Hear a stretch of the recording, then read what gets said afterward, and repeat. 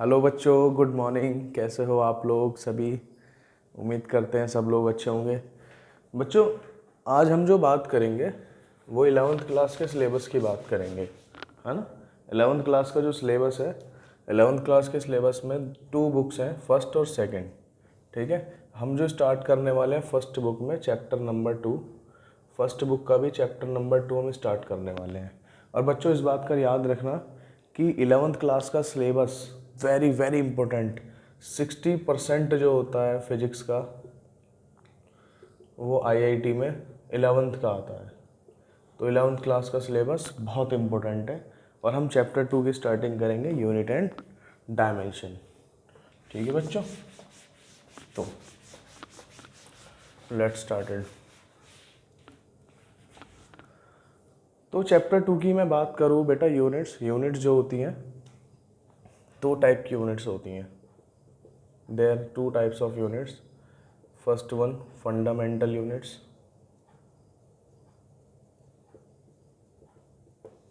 Second one जो unit होती है drive units.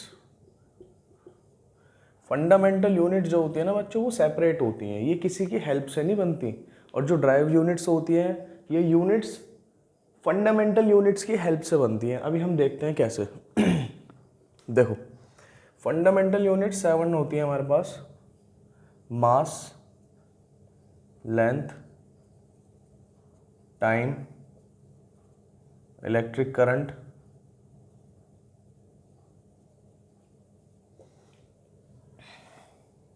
Luminous intensity,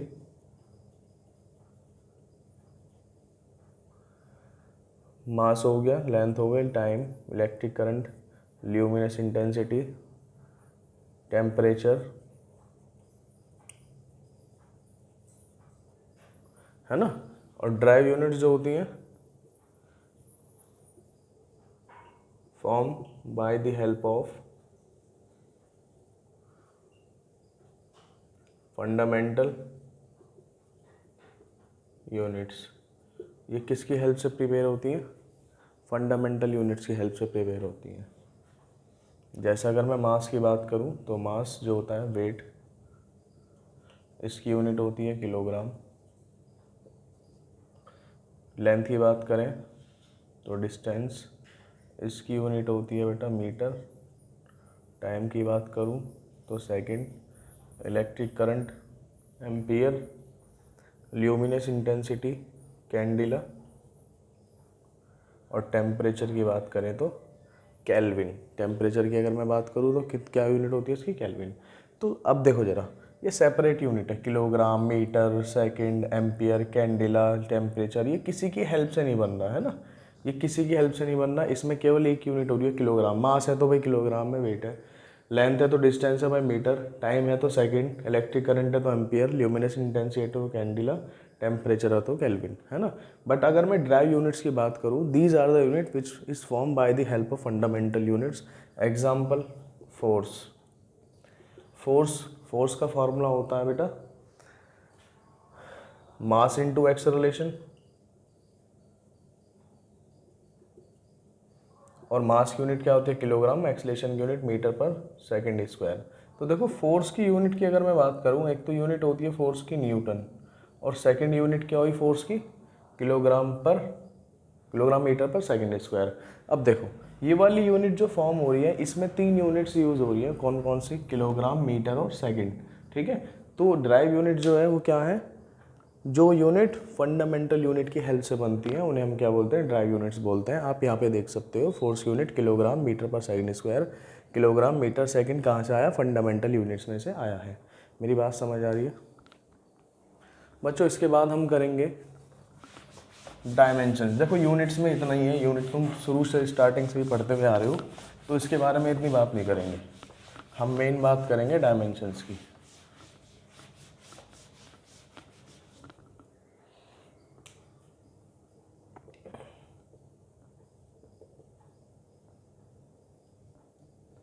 dimensions की बात करते हैं। अब डायमेंशन क्या होता है? अब बच्चों, डायमेंशन की अगर मैं बात करूं तो dimensions are the part to which fundamental units are raise to express the unit of a quantity. Dimension की अगर हम बात करें, डायमेंशन वो पार्ट होते हैं फंडामेंटल क्वांटिटी के जो हम किसी भी क्वांटिटी की डायमेंशन को इसकी पावर को रिप्रेजेंट करने के लिए यूज़ करते हैं। अभी कुछ नहीं है, एग्जांपल देखो जरा, एग्जांपल समझ में आ जाएगा। सबसे पहले अभी 1 मिनट ना हमें ये देखना पड़ेगा डायमेंशन फाइंड कैसे करते हैं ना बच्चों, ठीक है। अब देखो वेलोसिटी, और आज से तुम्हें याद रखना है, आज से आप लोगों को ये याद रखना है क्या, कि मास को m से रिप्रेजेंट करना है, लेंथ को टाइम से। ये डायमेंशन है, ये मास का डायमेंशन m, लेंथ को t, सॉरी लेंथ को l, टाइम को t। तो ये आप लोगों को याद रखना है यहाँ से क्या, कि मास का डायमेंशन कैपिटल M, लेंथ का डायमेंशन L और टाइम का T। मास का M, लेंथ का L, टाइम का T, ठीक है। तो अभी हम डायमेंशन देखने वाले हैं, डायमेंशन कैसे फाइंड करते हैं, how we find dimension. Let's take the velocity. Velocity की डायमेंशन की बात करते हैं। वेलोसिटी का फॉर्मूला होता है डिस्प्लेसमेंट अपॉन टाइम, ठीक है बच्चों। वेलोसिटी का फॉर्मूला डिस्प्लेसमेंट अपॉन टाइम। और आपको बस देखो डिस्प्लेसमेंट क्या होती है, डिस्प्लेसमेंट लेंथ है, डिस्प्लेसमेंट लेंथ है, और लेंथ का डायमेंशन क्या होता है L, T क्या है, टाइम क्या है ये T, तो इसका डायमेंशन क्या हो गया LT-1, और यहाँ पे हम लिखते हैं m0 LT-1। m0 इसलिए आया क्योंकि यहाँ पे मास यूज ही नहीं हो रहा, इसलिए m की पावर क्या हो गई 0। तो वेलोसिटी का डायमेंशन क्या हो गया भाई, velocity formula displacement upon time. Displacement क्या है, लेंथ है, और लेंथ का डायमेंशन क्या होता है L। तो डिस्प्लेसमेंट के डायमेंशन की जगह क्या आ गया L। टाइम, टाइम का डायमेंशन क्या है T, तो यहाँ पे टाइम का डायमेंशन रखा T, तो L upon T it means LT-1। तो डायमेंशन ऑफ वेलोसिटी क्या हो गया m0 LT-1। तो अगर मैं वेलोसिटी की डायमेंशन की बात करूँ तो ये है m0 L1 और -1, इट मीन्स m की पावर 0 LT-1। अब आप डेफिनेशन देखो जरा बच्चों, अब आप डेफिनेशन देखो। Dimensions are the part, dimensions वो पार्ट होते हैं जो किसी भी फंडामेंटल, देखो ये फंडामेंटल यूनिट्स ही तो थी। Dimension are the part which are used to fundamental raised to express ये क्वांटिटी, ये वाली जो क्वांटिटी है, इस क्वांटिटी को हमने एक्सप्रेस कर दिया फंडामेंटल यूनिट्स की हेल्प से, और किस फॉर्म में, पावर की फॉर्म में, है ना। तो किसी भी क्वांटिटी को आप फंडामेंटल यूनिट्स में एक्सप्रेस कर सकते हो, डेट इज डायमेंशन। कोई भी मैंने क्वांटिटी ली, उसको अगर मैं फंडामेंटल यूनिट्स की फॉर्म में एक्सप्रेस कर सकता हूँ, डेट इज कॉल्ड डायमेंशन। क्या मेरी बात समझ में आ रही है आप लोगों को, है ना। तो ये स्टार्टिंग है, अभी वेलोसिटी का डायमेंशन हमने फाइंड किया, हम इसे साइड में लिख लेते हैं, डेफिनेशन नोट कर लेना सर।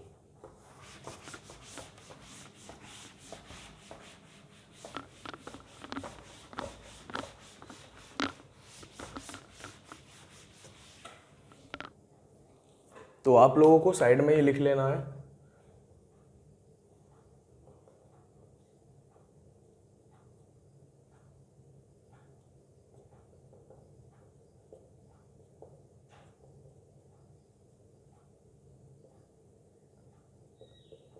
ये डायमेंशंस है, लेंथ को, मास को, टाइम को।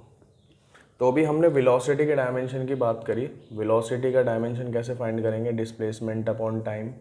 डिस्प्लेसमेंट क्या है बच्चों, लेंथ है, तो L अपॉन T, तो वेलोसिटी का डायमेंशन LT-1। अब इसे आप ये भी लिख सकते हो m0 LT-1। ये स्टैंडर्ड फॉर्म होती है, ये नॉर्मल है ना। तो आप लोगों को चूज़ करना है कैसे लिखना है, आप ऐसे भी लिख सकते हो, ऐसे भी लिख सकते हो, ठीक है बच्चों। अब आगे हम बात करते हैं मोमेंटम की। सेकंड फार्मूला देखते हैं मोमेंटम। हम बच्चों डायमेंशन निकालना सीख रहे हैं ना। मोमेंटम का फार्मूला होता है मास इनटू वेलोसिटी।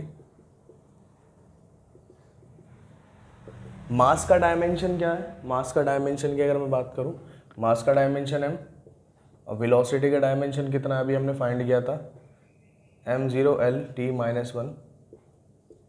तो देखो m की पावर 1 m की पावर 0, तो m की power 1 plus 0 l t minus 1, तो ये क्या हो गया m l t minus 1। This is the dimension formula for momentum.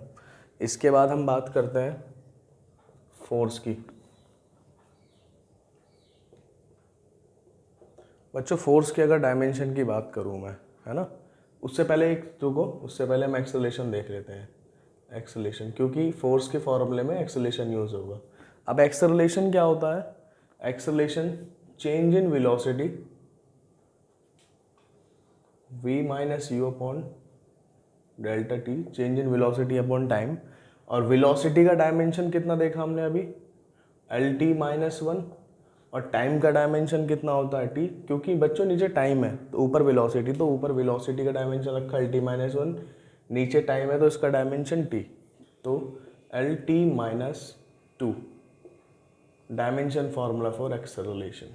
भाई जब इसकी पावर नीचे पॉजिटिव है ऊपर जाके नेगेटिव हो जाएगी ना, तो L T minus 2 dimension formula of acceleration. अब आप देखो फोर्स का डायमेंशन। तो बच्चों फोर्स का फॉर्मूला होता है मास इनटू एक्सेलरेशन,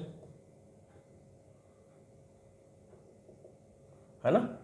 तो फोर्स का फॉर्मूला, मास का डायमेंशन m, एक्सेलरेशन का डायमेंशन कितना है एल टी माइनस 2, तो फोर्स का डायमेंशन क्या आ गया M L T minus 2।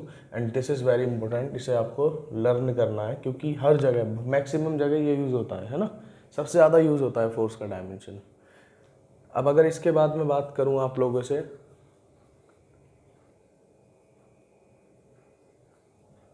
Pressure.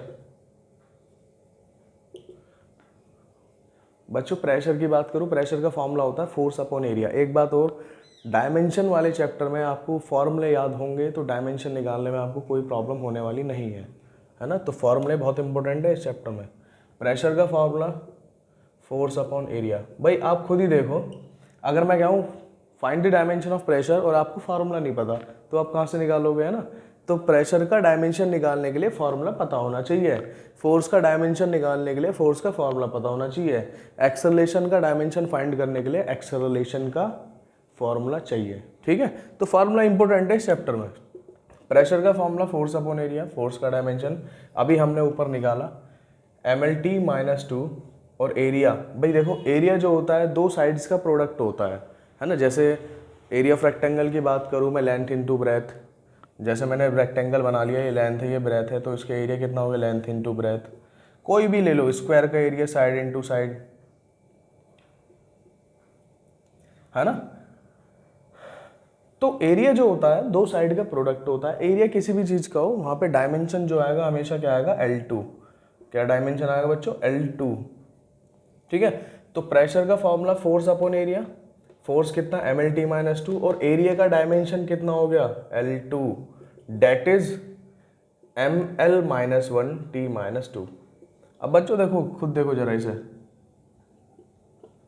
L की पावर 1 है यहाँ पे, जब L ऊपर जाएगा तो L2 की पावर नेगेटिव, तो इसमें से जब एक कैंसिल होगा तो पावर क्या आ जाएगी -1। तो this is the dimension formula for pressure.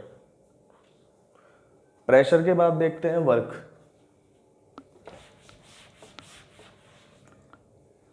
Work देखो बच्चों, वर्क का फॉर्मूला, फॉर्मूला तो चाहिए आप लोगों को, फॉर्मूले के बिना काम नहीं होगा।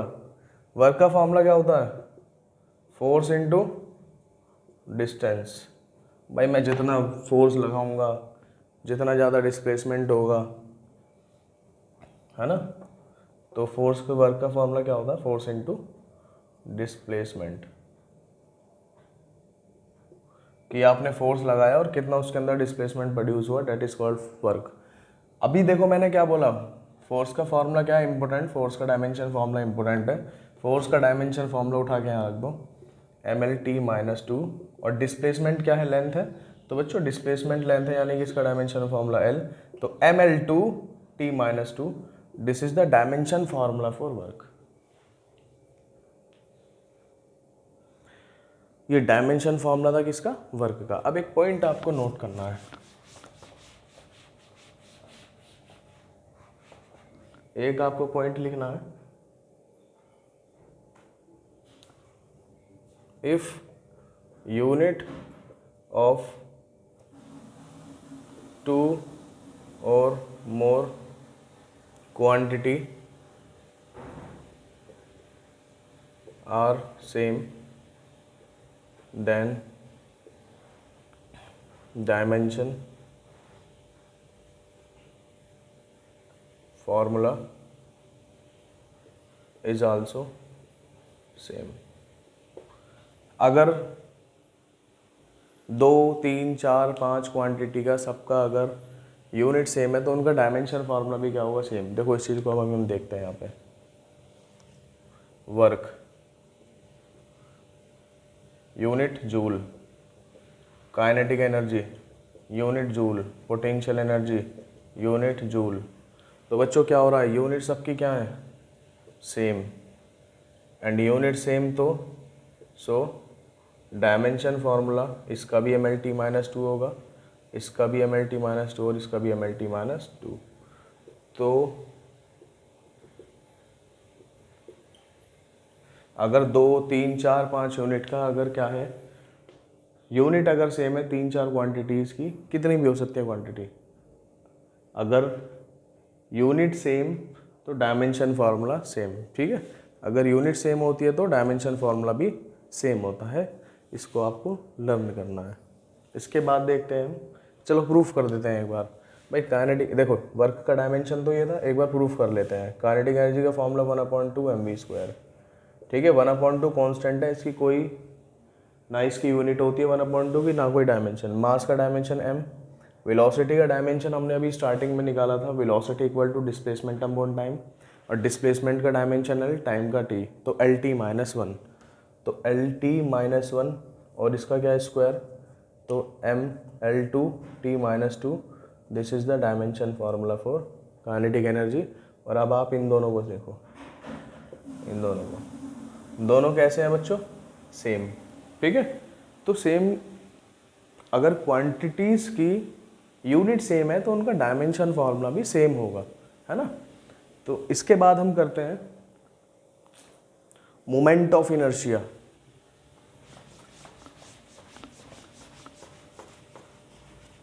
मोमेंट ऑफ इनर्शिया करते हैं बच्चों।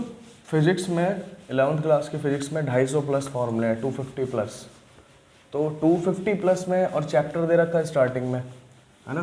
250 प्लस फॉर्मूले हैं, चैप्टर दे रखा है स्टार्टिंग में, चैप्टर है स्टार्टिंग में।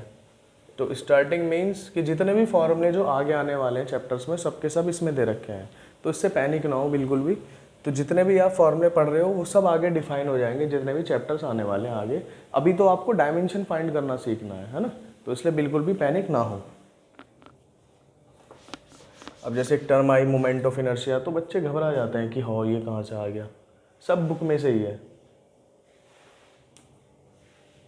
मोमेंट ऑफ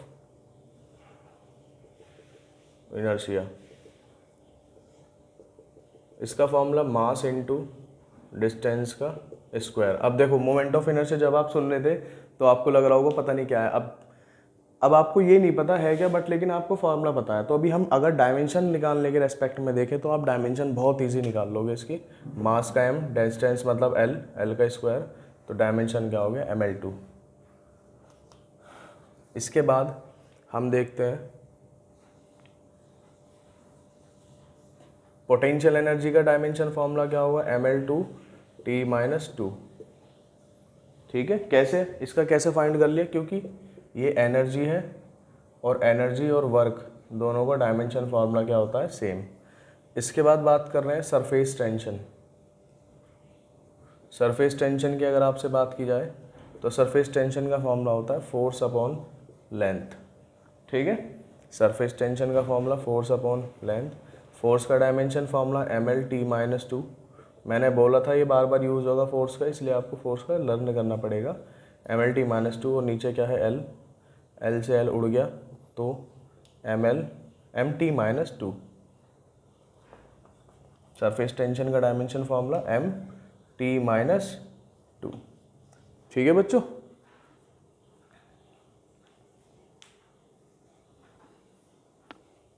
इसके बाद टॉर्क। अब ये टॉर्क क्या होता है, टॉर्क की बात करते हैं। टॉर्क होता है किसी भी सब्सटेंस को, किसी भी ऑब्जेक्ट को रोटेट कराने में जो लगता है उसे टॉर्क बोलते हैं। अगर मुझे इसको रोटेट कराना है, इस मार्कर को, तो मुझे यहाँ से भी और यहाँ से भी फोर्स लगानी पड़ेगी। और ये फोर्स कैसे लगेगी, ऐसे ऐसे। तो ये फोर्स और ये परपेंडिकुलर डिस्टेंस। तो torque is the product of force and perpendicular distance. ये टॉर्क लगा रहे हो आप, ये क्या है, परपेंडिकुलर डिस्टेंस। तो टॉर्क का फॉर्मूला क्या होता है, फोर्स इनटू परपेंडिकुलर डिस्टेंस। और फोर्स का डायमेंशन फॉर्मूला आप निकाल ही चुके हो अभी। फोर्स का mL/t-2 और डिस्टेंस कितना, L, इसका डायमेंशन L, तो mL/t-2। समझ आ रही है बच्चों आपको, है ना। इसके बाद स्ट्रेस। स्ट्रेस की मैं अगर आपसे बात करूं, स्ट्रेस फोर्स अपॉन एरिया। देखो अगर आप स्ट्रेस को और प्रेशर को देखोगे, दोनों का सेम फार्मूला है। ये स्ट्रेस का फार्मूला, अभी हम पीछे प्रेशर का निकाल चुके हैं। प्रेशर का फार्मूला क्या, फोर्स अपॉन एरिया। अगर आप लिक्विड में बात करते हो तो लिक्विड में हम बोलते हैं प्रेशर, लिक्विड और फ्लूइड्स। फ्लूइड्स के अंदर जब आप प्रेशर लगाते हो, मतलब फ्लूइड्स के अंदर आप जब प्रेशर लगा रहे हो, तो ये प्रेशर जो वर्ड है वो किसके लिए यूज़ होता है, लिक्विड और फ्लूइड्स के लिए। बट अगर मैं सॉलिड पे लगा रहा हूँ, सॉलिड पे लगा रहा हूँ, ठीक है, तो सॉलिड के लिए आप यूज़ करोगे स्ट्रेस। तो स्ट्रेस का फॉर्मूला फोर्स अपॉन एरिया। तो समझ आया ना, ये किसके लिए होता है, सॉलिड के लिए, सॉलिड्स। तो स्ट्रेस का formula sir S upon F upon A, force का डायमेंशन फॉर्मूला mL/t-2, एरिया का L2, अभी बताया था। एरिया का डायमेंशन हमेशा क्या होता है, L2, because it is the product of two sides, है ना। समझ आ रहा है ना आपको। तो mL-1t-2, बिकॉज L की पावर 1 है यहाँ पे, नीचे L की पावर 2 है, तो एक पावर ऊपर जाके माइनस हो जाएगी। और माइनस इसलिए आया क्योंकि जब ऊपर जाएगा ये तो 2 माइनस का होगा, इसीलिए, डेट्स वाई, है ना। अब एक पॉइंट नोट करना है,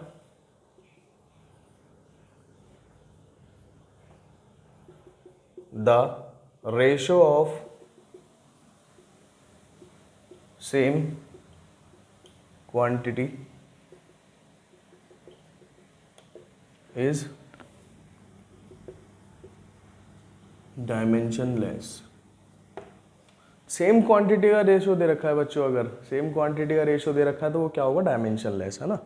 देखो जरा, the ratio of same quantity is dimensionless. इसका देखो स्ट्रेन, स्ट्रेन, अभी रुको, इससे पहले सब कर लेते हैं।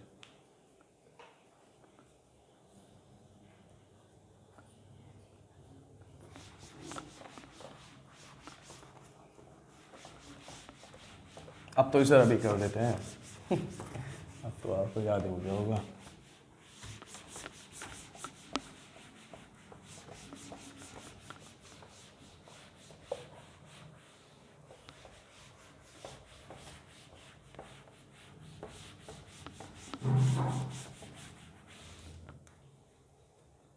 स्ट्रेन, स्ट्रेन का फॉर्मूला होता है delta L upon L. Delta L upon L means ये मेरे पास रबर है, इसकी ओरिजिनल लेंथ एल थी, हमने क्या करा, इस पर फोर्स लगाया नीचे की तरफ एफ। तो फोर्स लगाने के बाद क्या होगा, इसकी लेंथ इंक्रीज हो जाएगी, है ना। तो लेंथ इंक्रीज हुई, इसकी मैं कह रहा हूँ डेल्टा एल। तो strain is define as the change in length upon original length. Change in length, जब आपने फोर्स लगाया ऐसे करके, जब आपने क्वांटिटी पे फोर्स लगाया ऐसे करके, तो लेंथ में कितना चेंज आया upon total length, that is called strain. Second part में है ये, 11th क्लास के सेकंड पार्ट वाली बुक में। तो डेल्टा एल क्या है, इसका भी डायमेंशन एल, ये भी लेंथ है तो इसका भी डायमेंशन एल। तो क्या आ गया, m0 l0 t0, it means dimensionless. ये क्या है, डायमेंशनलेस। तो जो रेशियो होता है सेम क्वांटिटी का वो क्या होता है, डायमेंशनलेस। दूसरा रिफ्रैक्टिव इंडेक्स। रिफ्रैक्टिव इंडेक्स की अगर मैं बात करूं तो रिफ्रैक्टिव इंडेक्स का फॉर्मूला आपने पढ़ा होगा v2 upon v1, velocity inside the medium upon velocity inside the free space. Refractive index क्या था, जब लाइट एक मीडियम से सेकंड मीडियम में एंटर करती है तो वो अपने पाथ से डिफ्रैक्ट हो जाती है ना। तो यहाँ पे जो वेलोसिटी थी इसकी v1 फ्री स्पेस के अंदर, v2, तो रिफ्रैक्टिव इंडेक्स का फॉर्मूला होता है v2/v1, और वेलोसिटी का डायमेंशन lt-1, इस वेलोसिटी का डायमेंशन lt-1, तो ये भी क्या आ गया, डायमेंशनलेस। बिकॉज भाई दोनों सेम क्वांटिटी है ना, भाई सेम क्वांटिटी है, सेम क्वांटिटी का जो रेशो होता है वो क्या होता है, डायमेंशनलेस।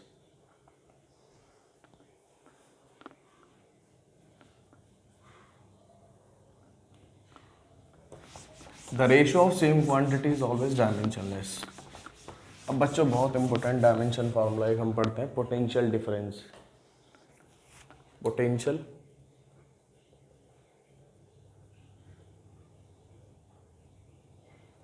डिफरेंस का डायमेंशन फार्मूला पढ़ते हैं, इंपॉर्टेंट है। देखो अगर आप v equal to I R से निकालोगे तो v equal to I R से तो आपको रेजिस्टेंस का डायमेंशन फार्मूला नहीं पता, तो हम सेकंड मेथड यूज़ करते हैं। 10th क्लास में हमने एक फार्मूला पढ़ा था पोटेंशियल डिफरेंस का, v equal to work done upon charge. Potential difference जो होता है वर्क डन अपॉन चार्ज के इक्वल होता है, ये हमने 10th क्लास में फार्मूला पढ़ा था इलेक्ट्रिसिटी चैप्टर में, है ना। तो ये फार्मूला यहाँ पे यूज़ हो रहा है, v equal to W upon Q. अब बच्चों देखो v का हमें फाइंड करना है, वर्क डन क्या है, वर्क डन का फॉर्मूला क्या होता है, force into distance, force into पर डिस्प्लेसमेंट, और वर्क डन का हम पहले निकाल चुके हैं ml/t-2। और q जो होता है, q होता है चार्ज का फॉर्मूला क्या होता है, देखो यहाँ चार्ज का फॉर्मूला क्या होता है, I इंटू टी। I का जो डायमेंशन फॉर्मूला होता है एम्पियर, T का डायमेंशन फॉर्मूला T, तो Q का कितना आ गया, AT। अब आप साइड में कहीं लिख लेना, करंट का डायमेंशन फार्मूला होता है ए, अपनी नोट्स में डाल लो, करंट का डायमेंशन क्या होता है ए। तो हमने यहाँ क्यू का डायमेंशन निकाल लिया भाई, क्यू का फॉर्मूला आई टी, आई किसका, आई का डायमेंशन ए, टी का डायमेंशन टी, तो क्यू का डायमेंशन कितना हो गया, ए टी। तो इसे ऊपर ले जाओ, ml/t-3a-1, this is the dimension formula for potential difference. ये डायमेंशन फार्मूला बच्चों पोटेंशियल डिफरेंस का। इसके बाद हम निकालते हैं रेजिस्टेंस का। अब आपने पोटेंशियल डिफरेंस निकाल लिया तो रेजिस्टेंस निकालने में कोई प्रॉब्लम नहीं होगी। v equal to I R, resistance का फाइंड कर रहे हैं यहाँ, देखो रेजिस्टेंस का भाई v equal to I R, r equal to V upon I. Potential difference का क्या निकाला हमने अभी, ml/t-3a-1, और करंट का डायमेंशन फार्मूला क्या होता है, a, अभी बताया था आपको, ये रहा नोट करवाया अभी। तो a क्या चला जाएगा ऊपर, तो रेजिस्टेंस का डायमेंशन फार्मूला हो गया ml/t-3a-2। This is the dimension formula for resistance. ठीक है बच्चों, ये किसका डायमेंशन फार्मूला है, रेजिस्टेंस का, इसे नोट करो आप।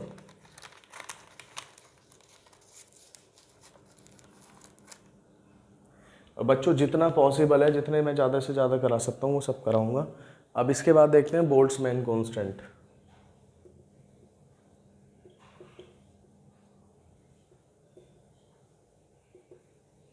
बोल्ट्जमैन कांस्टेंट साइंटिस्ट थे और इन्होंने रिलेशन दिया PV इक्वल टू KT, ये रिलेशन है।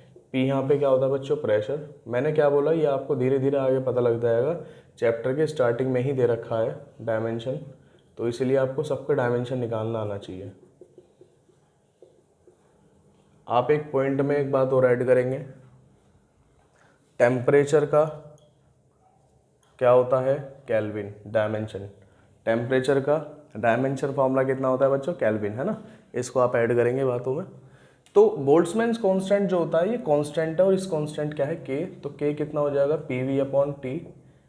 प्रेशर का आप डायमेंशन फार्मूला भी से निकाल सकते हो, प्रेशर का फार्मूला क्या होता है, फोर्स अपॉन एरिया, यानी कि ml-1t-2। और टेम्परेचर का कितना है, K, टेम्परेचर का कितना, K, तो बोल्ट्जमैन कांस्टेंट का कितना हो जाएगा, ml-1t-2 K-1।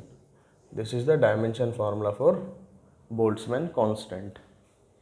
बोल्ट्जमैन कांस्टेंट के बाद आती है बच्चों प्लैंक कांस्टेंट की, PLANCK, Planck's constant, and it is represented by small h। ठीक है बच्चों, बस आप देखते रहो, सब चीज़ आपके लिए क्लियर हो जाएंगी, सब समझ में आ जाएगा आपको। प्लैंक्स कांस्टेंट क्या h। अब प्लैंक कांस्टेंट साइंटिस्ट ने क्या बोला, energy directly proportional to frequency. Energy जो होती है वो डायरेक्टली प्रोपोर्शनल होती है फ्रीक्वेंसी के। देखो फ्रीक्वेंसी क्या है, मैं 1 सेकंड में ये ने 10 कंप्लीट करे हैं, 10 कंप्लीट करें हैं, तो इसकी फ्रीक्वेंसी हो गई 10 हर्ट्ज। अभी इसने एक ही सेकंड के अंदर इसने 20 कर दिए, 20। जब मैंने ज़्यादा तेज करा इसे तो इसकी फ्रीक्वेंसी 20 हर्ट्ज। तो जब मैं 10 कर रहा हूँ ऐसे 1 सेकंड में, तो आपको लग रहा है ना एनर्जी कम है इसकी। जब एनर्जी ज़्यादा होगी जब तो 20 कर पा रहा होगा, जब तो फ्रीक्वेंसी 20 हर्ट्ज होगी। भाई देखो अभी कर रहा हूँ मैं 1 सेकंड में 10 बार, तो एनर्जी कम है जब तो फ्रीक्वेंसी कम आ रही है, एनर्जी कम है जब तो कम रेवोल्यूशन कर रहा है ना। समझ पा रहे हो मैं क्या कह रहा हूँ। अब मैंने तेज करा यानी कि एनर्जी ज़्यादा लगाई, जब तो फ्रीक्वेंसी ज़्यादा 20 हर्ट्स। तो पॉइंट ये है, energy directly proportional to frequency, and energy equal to directly proportion का साइन हटाए, कॉन्स्टेंट आया एच, और ये कितना फ्रीक्वेंसी, ये कितना बच्चों फ्रीक्वेंसी। तो E equal to H F और H equal to E upon F. और हमने पढ़ा था वर्क का, एनर्जी का डायमेंशन फार्मूला क्या होता है बच्चों, सेम होता है ना। तो एनर्जी का डायमेंशन फार्मूला कितना हो जाएगा, ml2 T-2 अपॉन फ्रीक्वेंसी। देखो फ्रीक्वेंसी का फॉर्मूला होता है, फ्रीक्वेंसी होता है 1 अपॉन टाइम पीरियड, तो आप फ्रीक्वेंसी की जगह रखोगे 1 अपॉन टी, और ये टी हो जाएगा ऊपर, तो ml2T-1, this is the dimension formula of Planck's constant. ठीक है बच्चों।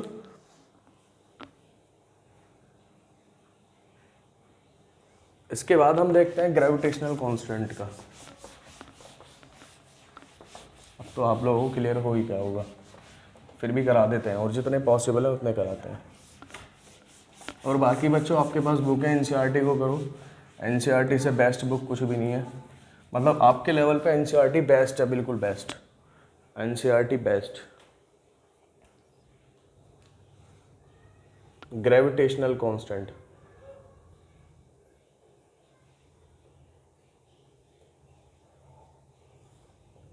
अब न्यूटन जी ने ये कहा था अगर एक मास m1 है एक मास m2 है, इन दोनों के बीच का डिस्टेंस स्मॉल r, तो फोर्स जो होगा, force of attraction between these two bodies is g m1 m2 upon r square, है ना। यूनिवर्स में कोई भी दो ऑब्जेक्ट होते हैं वो आपस में एक दूसरे को अट्रैक्ट करते हैं। That force of attraction is directly proportional to product of masses and inversely proportional to distance between them, square of distance between them. तो फॉर्मूला ये आया, हमें निकालना है जी क्या है, ग्रेविटेशनल कांस्टेंट। ठीक है बच्चों, तो इसका डायमेंशन हमें फाइंड करना है, वो कैसे करेंगे हम लोग। तो जी कितना हो गया, एफ आर स्क्वायर। जिसका डायमेंशन फाइंड करना है उसे आप एक तरफ रखो, बाकी सबको एक तरफ ले जाओ। तो G equal to F R square m1 upon m2। तो जी फोर्स का डायमेंशन फॉर्मूला mlt-2, रेडियस मतलब डिस्टेंस यानी कि L2, मास मतलब m, ये भी मास है मतलब ये भी m, और m इंटू एम कितना होगा m2। तो g इक्वल टू, देखो ये अब ऊपर जाएगा, m-1 L3T-2। So the dimension formula for gravitational constant is m-1 L3T-2। इसके बाद एंगुलर वेलोसिटी,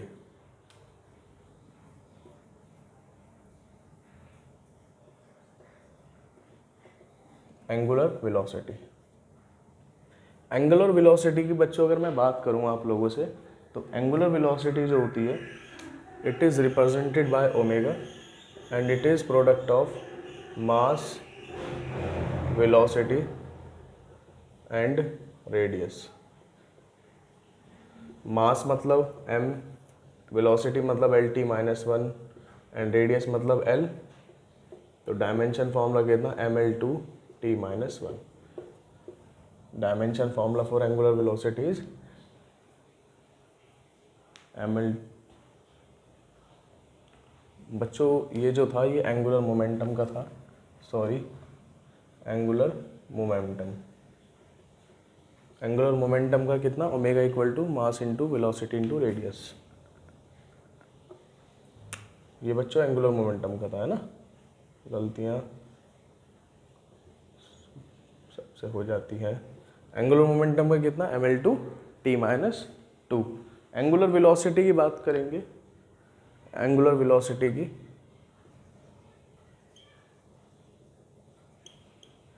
बच्चों angular velocity omega equal to v/r, ये फॉर्मूला होता है। v यहाँ पे वेलोसिटी है, r यहाँ पे बच्चों रेडियस है ना। और वेलोसिटी की अगर मैं बात करूँ, वेलोसिटी का आप लोगों को पता है lt-1 और रेडियस बच्चों l, तो t-1। एंगुलर वेलोसिटी का डायमेंशन t-1। अब बच्चों डेंसिटी, और ये वीडियो का लास्ट पार्ट चल रहा है, डेंसिटी की बात कर रहे हैं हम।